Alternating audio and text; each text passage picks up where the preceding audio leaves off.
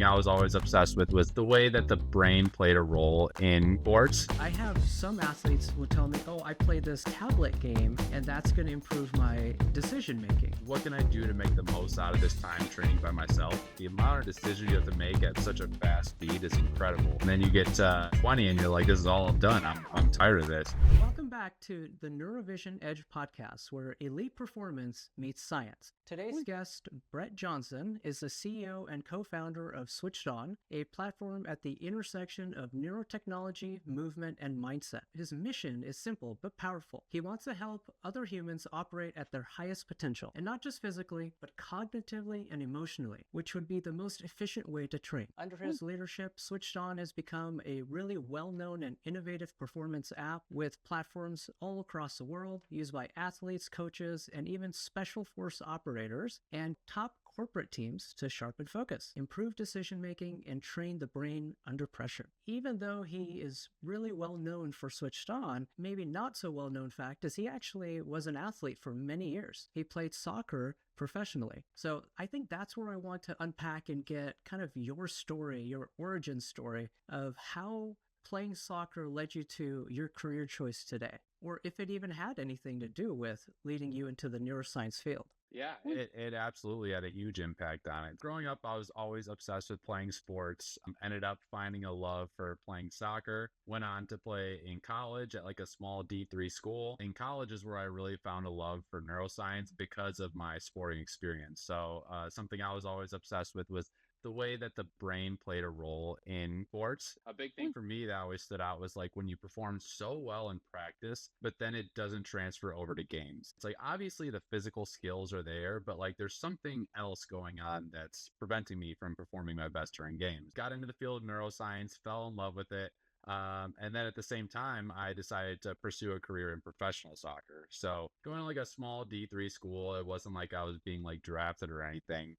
So I just really worked a lot on my own. I found a lot of trainers in the area, some agents who were able to connect me with different tryouts and clubs. And I ended up landing my first professional team overseas. So I played in England, Germany, and Australia, and then came to the US. And yeah, really just grinding my way through kind of like a journeyman's career at like the lower levels of professional soccer. Man, that must have been incredible. I mean, you got to travel, obviously, but also you got to see so many different aspects of different training regimens, different training methods. I mean, would you say the way that we train, let's say in America, MLS, to compared to Europe, did you notice a distinct difference between the two? And are there differences even between England to, let's say, some of the other countries? Yeah, huge differences. And that's one of the main things that stood out to me. I think the biggest differences was comparing, like the United States, Germany, and England, where England was very technical, very skill based. And obviously, like those in Europe, they're crazy about soccer. So they're all like very hyper focused on it. Here, we're focused a lot on many sports. So generally, we develop very good athletes. Like you could jump high, run fast, all that. But like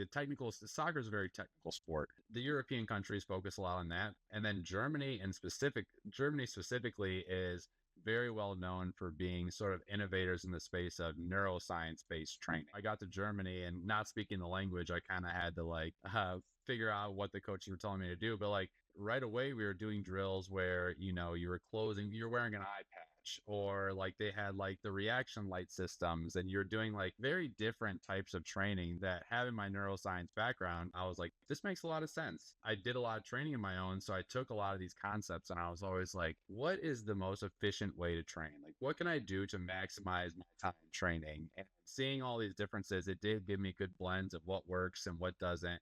And like, for instance, a lot of people might bash the United States for being so not as like hyper focused on like specific sports, but having these abundance of different sports that we play growing up, there's a lot of research showing that helps prevent injuries. It builds like more adaptable athletes that come up with different movement solutions that aren't even really well known yet. So yeah, there's a lot of interesting things I learned from playing in all these different areas. I think there was a study, and I don't know, maybe it was from you guys, but I saw it somewhere online where to get better at the sport you're playing, if you play other sports, it helps your brain achieve that goal.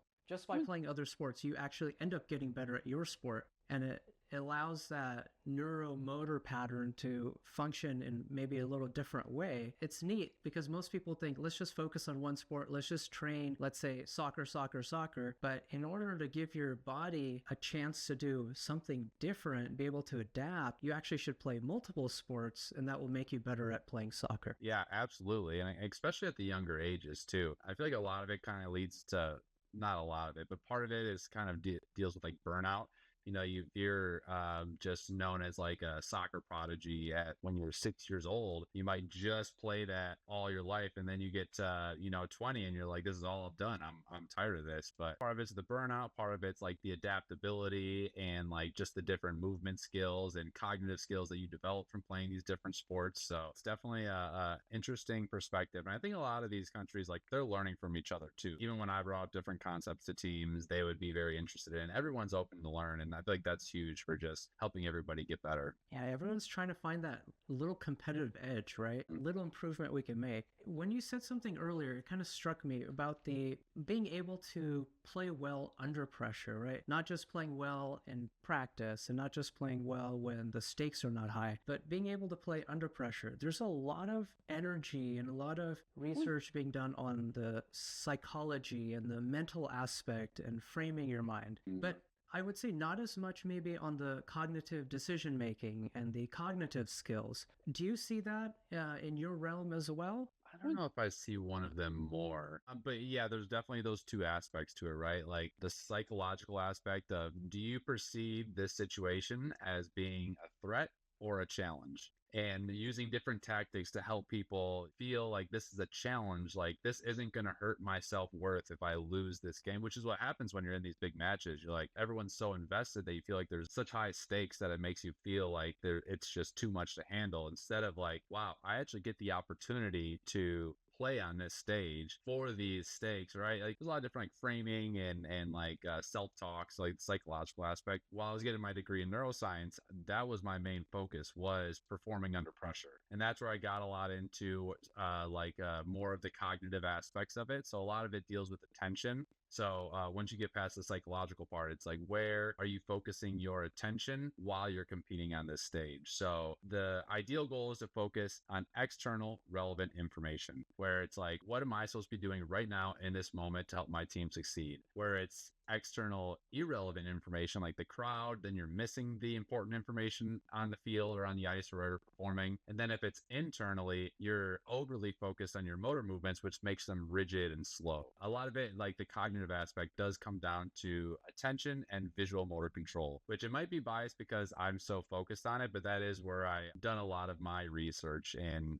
looked a lot into. Just to show an example of that. So let's say we have a striker and he's kicking a penalty kick. When we say, we want the information to be external, but the correct external. So you're saying don't focus on, the photographers, don't focus on the crowd, but focus on maybe visualizing the ball going into a certain area of the net? Or are we talking about a different external factor like the outcome at the very end, like scoring a goal? Yeah, so not as much the visualizing yourself, because in that case, it's like metacognition, like you're thinking about your own thoughts and like imagining yourself in your head. Is that still considered internal then? Yeah, I think that'd be considered internal. By external relevant, I would be saying more like focused on exactly where you're going to kick the ball and place it to the goal. Like that's what you're focused on. You're not focused on like the crowd yelling, which is hard if it's a loud crowd and they're all yelling at you. So that's ignoring external irrelevant information, and then also ignoring internal information. So in those moments you can be breathing heavy, you can like your legs get a little weak, you can feel shaky. So thinking about those internal feelings and how you're feeling in that moment also isn't helpful for your performance. You just got to focus on what is the task at hand is what I use as like my phrase. It's like a very nerdy way to think about it, but I was like task oriented. What do I need to do in this task to perform the best? And it's like, I need to focus on hitting the ball in this area to go into this part of the goal. And that's all I'm trying to focus on the entire time. Okay, so then if we go back to that task, the penalty kick, let's say we're trying to go top right corner. That's the only attention we need to have is notice, without giving it away, but your Yeah, intention being that top right corner. So don't worry about your breath being heavy, or don't try to overly think about what part of the foot you're going to be kicking with. Just focus on the task and then let the brain and the body figure out the rest of how to get that task oriented. And yes, yes, that's the goal. Yeah, and it's that is a tough one, like what you said, because I was thinking about that, and like a lot of the quiet eye research, you familiar like the quiet eye, where for basketball players shooting free throws, it's like you want to stare at a specific part of the rim, and like the longer your duration is focusing on that specific part of the rim, the better your free throw percentage is. But like in a soccer penalty kick, I'm a goalkeeper, so I know that perfectly. That's one of the biggest giveaways is where their eyes look. So in that situation, it is a little bit different because you kind of have to try to avoid looking where you actually want to place the ball. But yeah, that's the exact idea. Yeah. So we have this device. It's a pair of glasses. It's basically an eye tracker. And we use it for, free throw shooting. We use it for soccer as well. When we do quiet eye training, we actually tell them to loosen their focus. So even though they're still staring at the same spot, their peripheral vision is slightly more expanded. Oh, interesting. So in a sense, you could do quiet eye in both the penalty situation and the free throw shooting, as long as the eye's not physically darting around and moving. That's a great point. Yeah. Yeah, it's super interesting because if you even if we tried it right now, like if you stared at like our screen, right, and you stared at my face for too long, I'll go blurry. And so if you just deeply focus and focus too hard, in a few seconds, whatever you're looking at will go blurry. But if you quiet your eye and kind of relax the focus and just stare at my face, I'll stay clear for longer and your peripheral vision will be a little bit wider. That's very interesting. Yeah. Yeah, and you can try that later too if you want. Just trying a little bit what you're saying. Yeah. But if we go back to like that aspect that you were saying, how to get someone better under pressure, switch to basketball because you mentioned the free throws. If you had to take someone who's having a hard time scoring under pressure, like I've seen certain players in the past, especially, I'm a big OKC fan, so I love Russell Westbrook. We had so many chances to win an NBA championship back then, but during the last quarter, he always had a little bit of a harder time. How do you know if it's more of an intent-based thing, meaning they want to score the point, they're not passing the ball, versus if it's more related to not properly making a cognitive and neurovisual decision, like not having the proper skills? Or is there a way to tell? Yeah, that's a good question. I'm not super familiar if there is a way to actually identify. Besides, the eye test, where you've seen someone play enough and you kind of make some decisions. Yeah, I'm not super familiar on that.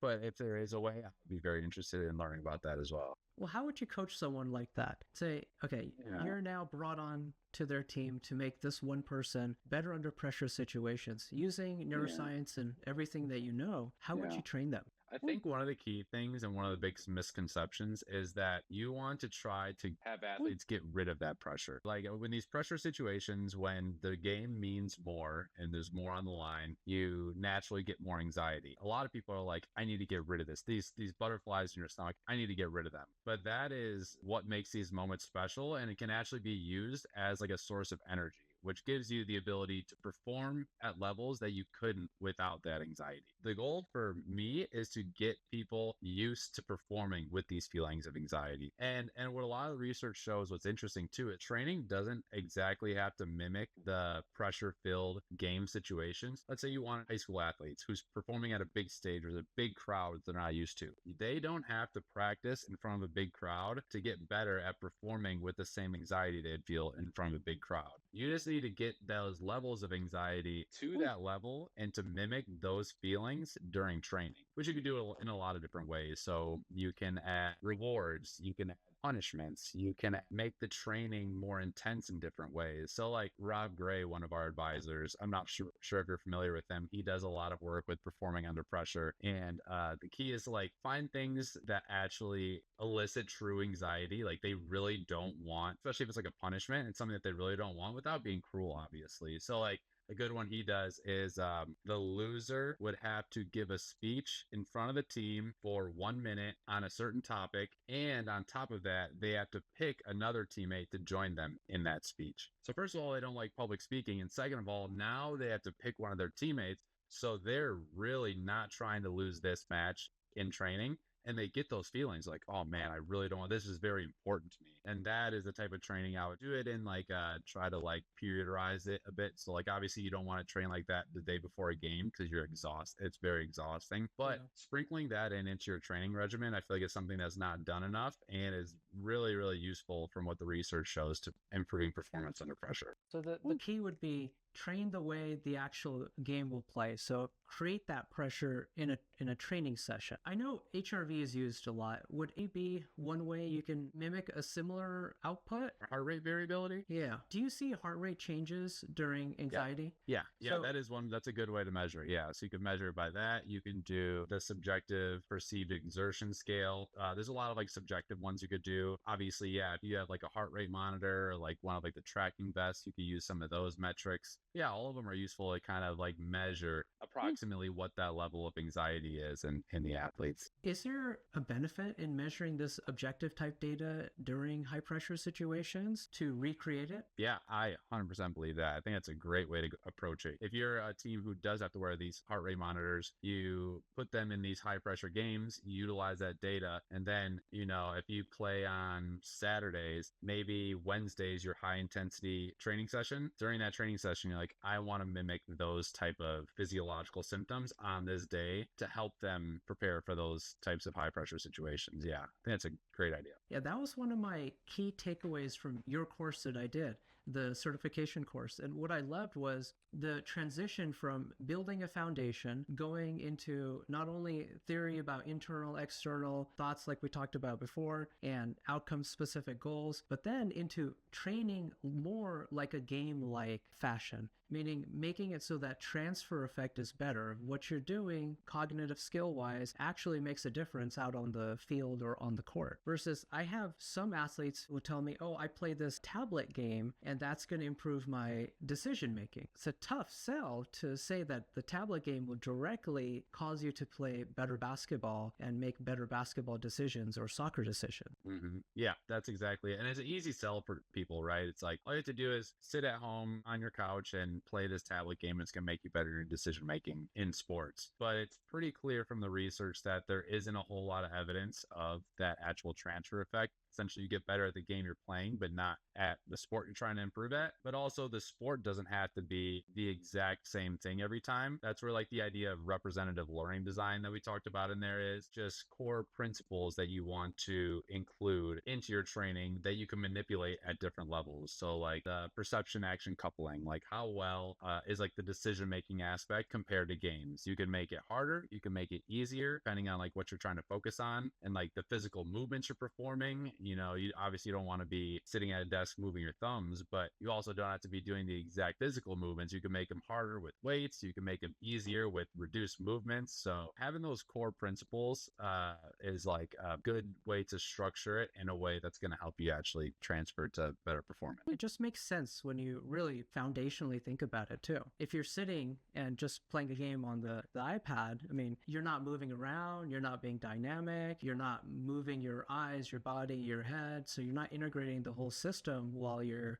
doing these cognitive motor tasks. It just made sense to me, but it may not be obvious for others who are listening to this. That's something I just wanted to make sure that we cover. On that same note of decision making, let's say you had to pick one best drill or one best way that you can improve decision making across all sports, and I know this is a tough one, but what would it be? Is this team sports? Let's do team sports. Yeah, I was going to say because I would not wrestling or UFC or boxing, but let's go like soccer, basketball, something where you're having to be dynamic and use peripheral vision. Yeah, I would say small-sided games. Small-sided games. So essentially taking your sport, whether it's basketball, football, lacrosse, those types of sports, so for instance, basketball is 5-on-5, soccer is 11-on-11.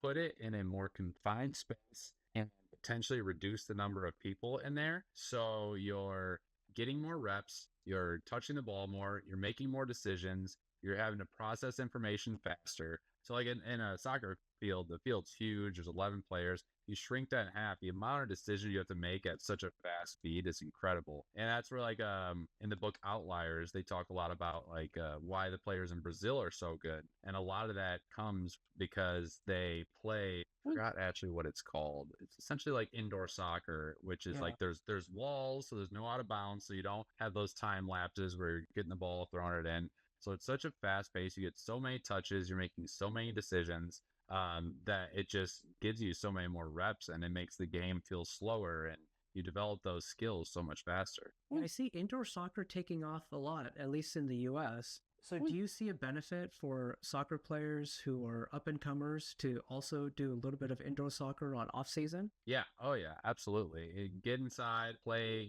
5v5 in tight spaces. Yeah, I think there's a huge benefit to that.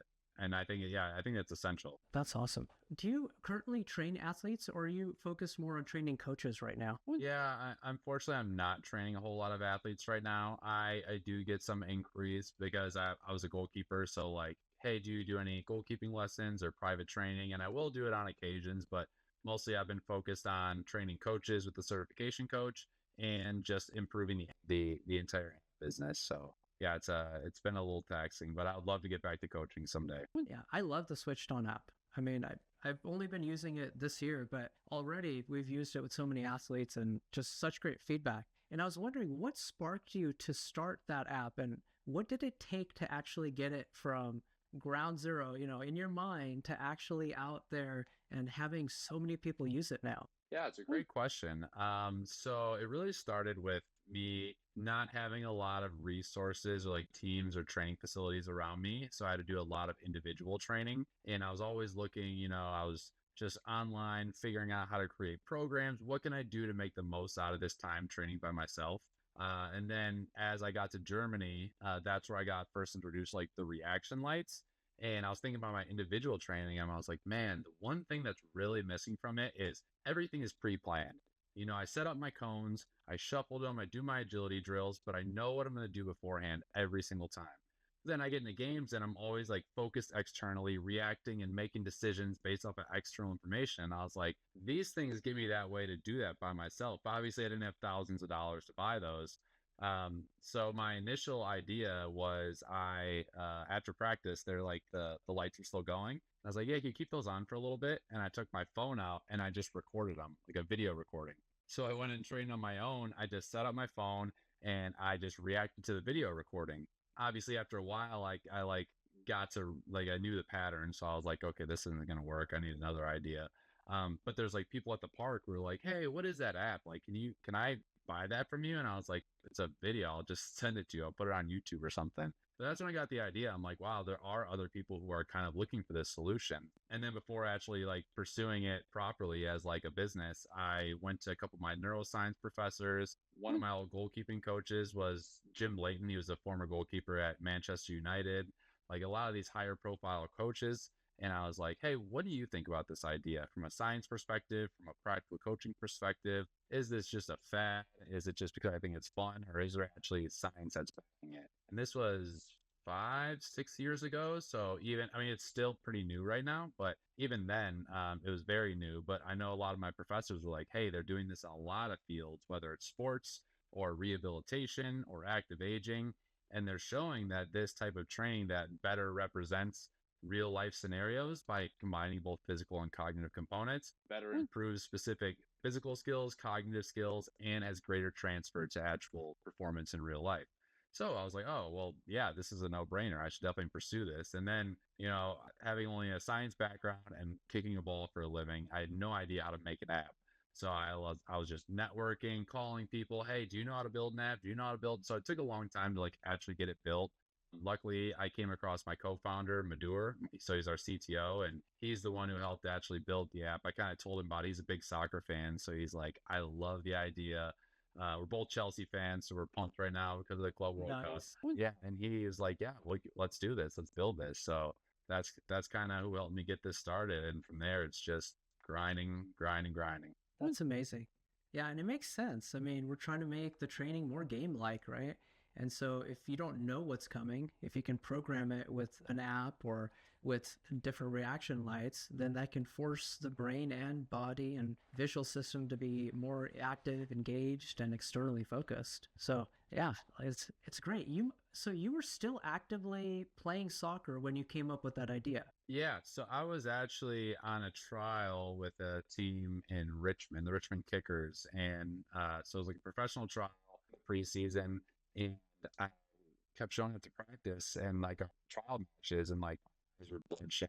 He was like, what are you doing? Are you okay?" I'm like, "I'm not gonna lie, I had this idea, and I've just been running it by everybody." Trying to create like the entire idea on PowerPoint slides, and I was just so obsessed with that then, like I was about soccer, that I like couldn't stop thinking about it. So I was just up all night working on it, and then I'd be like, "Oh my god, I gotta go to bed, I gotta go to training the next day." So I ended up not making that team, and the coaches, when they brought me in to tell me I wasn't getting a contract, they're like, "Hey, but we did hear about this idea for the app you're talking about.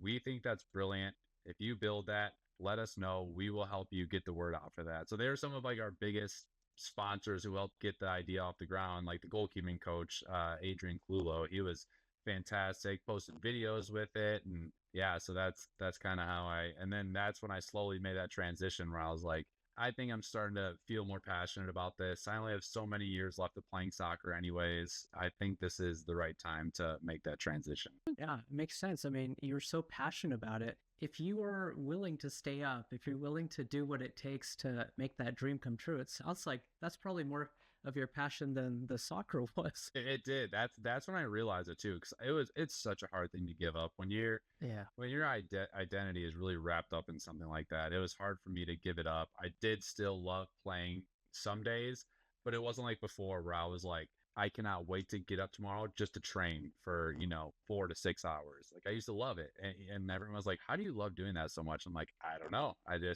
was obsessed with it, and then I was like, wow, I really love this now. And I mean, it just kind of from a business perspective, it makes way more sense to finally do this. And I was like, I think this is the right time. And I mean, it took years after that to kind of grapple with the idea that I'm done playing soccer too. I still play for fun, but it was like that part of me, it was a hard thing to give up. But I mean, this is literally a dream job for me. It merges the two things I'm most Yeah. passionate about, sports and neuroscience. I know. I was like, I can't pass up this opportunity. No, it's like, sometimes God puts, I don't know if you're religious, but for me, I always feel like sometimes God puts something into place, like draws up a play for you. You just have to take that play, and it's just going to be a really good play for your future. Yeah, that's what this felt like for sure. Yeah. So if we, I was thinking when you were talking about back to how, you're having a tough time giving up the soccer, right? What age did you start playing? As long as I can remember, really. Maybe when I was like 6, I was in Yeah. all sports. I played baseball, basketball, soccer, volleyball.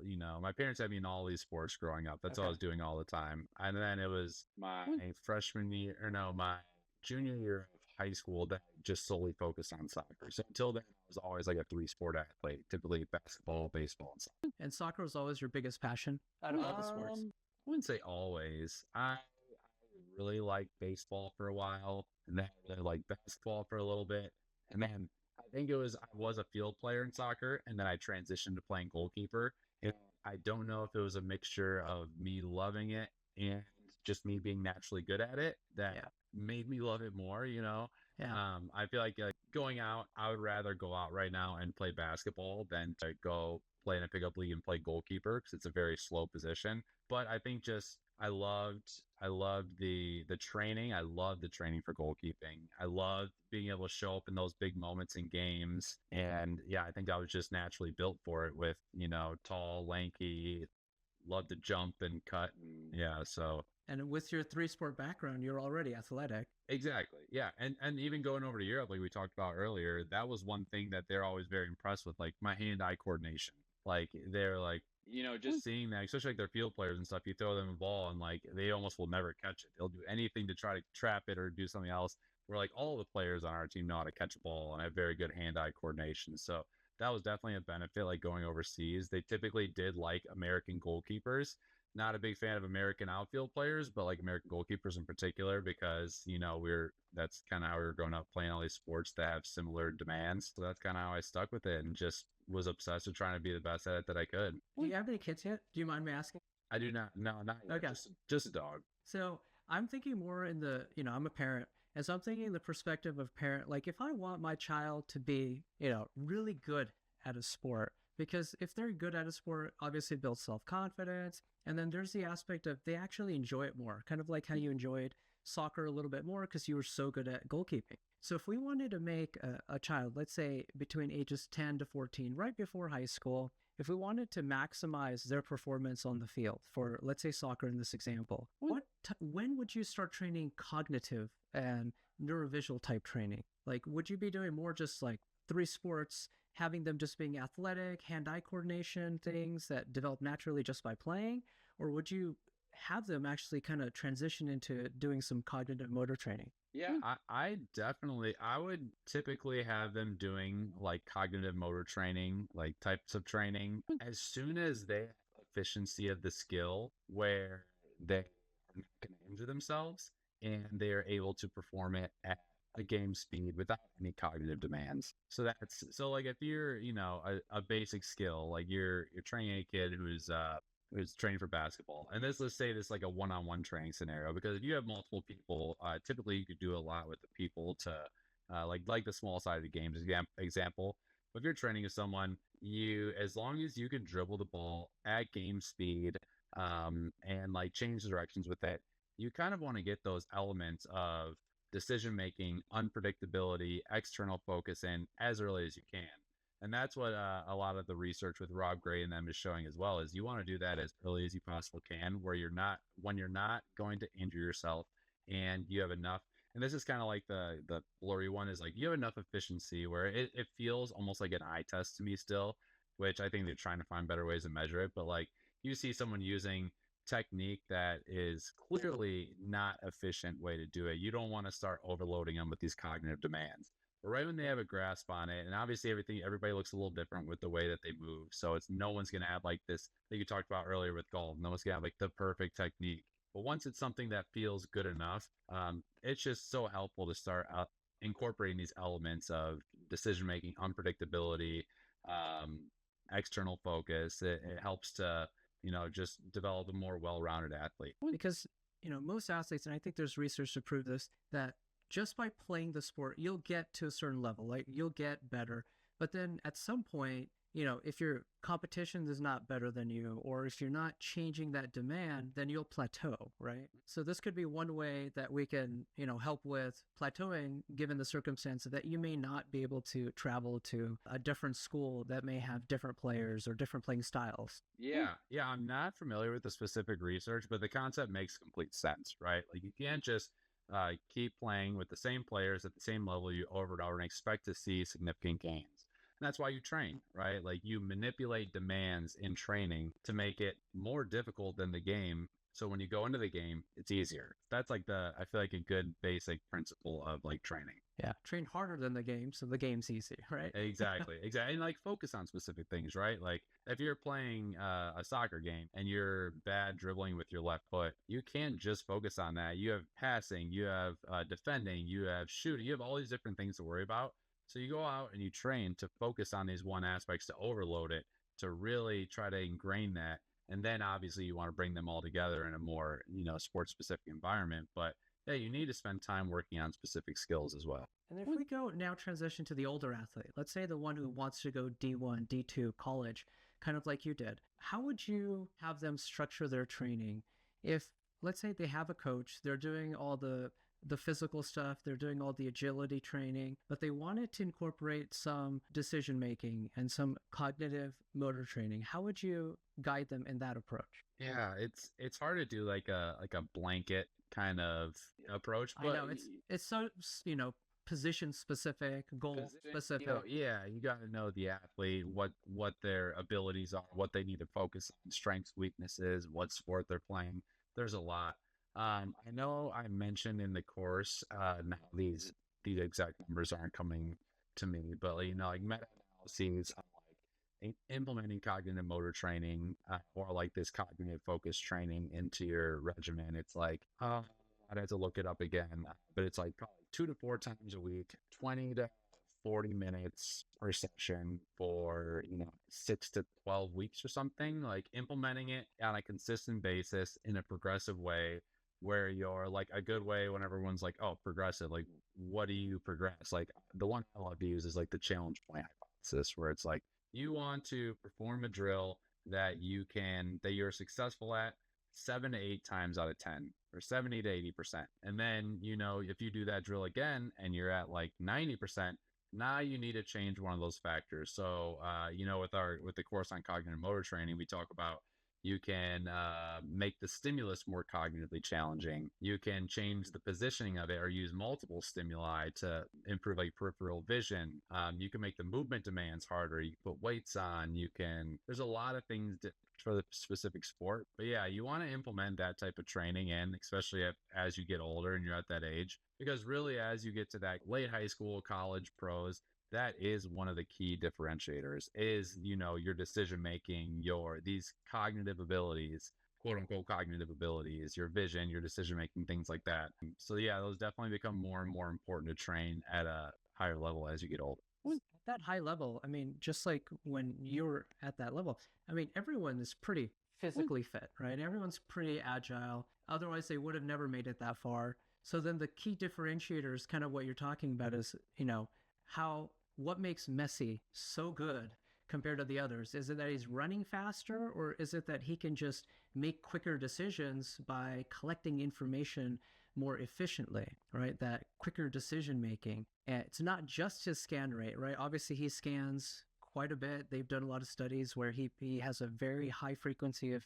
scan rate with head and eyes. So he's able to collect a lot of information, but it's not just scan rate, because there's plenty of players who can do that as well, but they don't perform like him. So that cognitive motor, it's not, and I think a lot of people think, oh, they just have it, right? Ronaldo, Messi, they just have it. Well, no, they started playing at age 2 and 3, right? They started playing pretty early on, and they developed these skills and they trained them with different trainers. And so if they want to get to the higher level, they're going to have to train these pretty early on as well. And if they haven't, then it's never too late to start, right? Right. Absolutely. Yeah. Yeah. I'm very big on the growth, not fixed mindset. So essentially anything at any point in your life, you can improve. To what degree you can improve them, depending on how old you are, that's where it can be limited. But for people to say, no matter what age you're at, that you can't improve at something, I feel like that's the fixed mindset that I don't necessarily believe in. I feel like there's always room for growth in some way. That's that neuroplasticity component, right? Yeah. Yes, exactly. Being able to change the brain, create new brain pathways, and then you can see the performance change on the field. Mm-hmm. So one last question, because I know you have to go. If there's something that you want every athlete to know about kind of the stuff that you've studied, the stuff that you've seen that's worked for other athletes, and I'm going to go very broad, what advice would you give an athlete if they're looking to improve their game? And, and you can expand on this the way you want, but let's say we have a billboard, and that billboard is going to be shown to every athlete in the world. What would you put on that billboard that would help them get the best out of their time with improvement and efficiency in terms of performance, like sports performance? That's a really good question, except there's a lot of directions I can go with that. Like, what's the one thing like you want to shout out? Like, I want everyone to know this. Yeah. You want to know, I think this is where I want to go with this. Always stay open to new ideas and new ways to train and improve yourself. Right. I think one thing that even when I transitioned from, I was like doing the app a little bit, and even when I was playing, I was coaching a lot too. The way I coached people was the way I was coached. And then for those people, they would coach the way that I coached them. And there was never really any evolution of it. You're just doing, okay, this worked for me. But what they were taught way back when they started was being open to like new research and new science about ways to do things more efficiently. That's where I started seeing the biggest growth in my game, is when I was like, okay, I'm not just going to do the same ladder footwork drills that I was taught to do all the time. let me see what else is out there. And it's like, oh, you can do these types of agility drills that incorporate these different like reactive elements and adding more skill-based elements and theorizing in different ways. And then, even doing yoga and meditating and visualization and opening my mind up to all these different ideas that I wasn't necessarily introduced to had such a huge impact. So yeah, keeping your mind open, always searching for new ways to get better. That's kind of like the message that I would put on there. I love that. And I seen this in your course at least 3 or 4 times where you talked about having that openness to allow the information that you're providing us to allow that to change our players' lives, our athletes' lives. And for me, I always thought I was super open, but I didn't realize, I was still stuck in my more vision training mindset. And even though there's many parallels and it's very similar in concept, there's still a lot of sections where if I didn't open up and really take in all the information as is, I think I would have ignored some of it with confirmation bias and be like, I already know this. I'm already doing this. And then just kind of sped through and then just kept doing the same thing that I'm doing, but just incorporating the sports performance with my vision training. But I took the time and I was like, okay, let me feel like I'm starting at level 0 where I am not coming in with all my biases of all the training I've done with the past decade with vision. And when I looked at it in a new, a way, I felt like those small things that maybe I would have just ignored, I didn't ignore and I took it in. And now I feel like there's a much better meshing of the two that is going to help my players. So that openness, awesome to hear, yeah, you might feel like you're open. Like if you're anything like me, you might feel like you're open, but you have to be very cognizant of the fact that what you feel may not be the reality. And so you have to overdo it. Yeah. I mean, I feel the same way, even with, I encourage always feedback about the course too. And when people push feedback, I think the same thing every time. I'm like, be completely open to any ideas that people have, because you never know. They're so complex and everything's so nuanced that there's always another side to every single argument that you have about different ways to train or what you're supposed to do. So yeah, absolutely. I'm trying my best to do the same. Yeah. If that's the one takeaway you could take from today is be open to new research, new ideas, and have a game plan to where you're going. Don't just randomly do drills or randomly do, on an iPad game doing cognitive, do something else to make it transfer. You want to be efficient with your time. Being an athlete, I say, is like 2 full-time jobs. The NIL and all of that, people can argue what they want, but these kids like you, like others who've started playing sports at age 4, 5, 6, they've been doing that this whole time. They're not getting paid to do it. I mean, in fact, the parents are paying right. for them to do it, right? Soccer camps, all these camps. So if they're getting a little money, I'm okay with it. But be efficient with the time, because there's literally only so much time, especially at that high school, college level. If you're trying to go to the pro level, you can only do so much. So make sure what you're doing is efficient and it makes sense to your goal of sport performance. Well, Brett, I love your app and I want to share it with everyone. So I'm going to link it down below. Is there any other contact method that you would prefer if someone had questions, like if coaches or players had questions on the app? Is there a place that you would prefer they contact you at? Yeah, you can reach out to, I do a lot of the management on our social media page. So if you're on Instagram or kind of Switched On Train, or you can just email me directly. It's switchedon.com. Always happy to answer any questions and help anybody however I can. Okay. Appreciate it, Brett. I'll put both of those down below and make sure you reach out to him if you have questions. You can also DM me and I'll put you in touch or answer any questions you have. Appreciate your time, Brett. This was really informative. Yeah, absolutely. This was fun.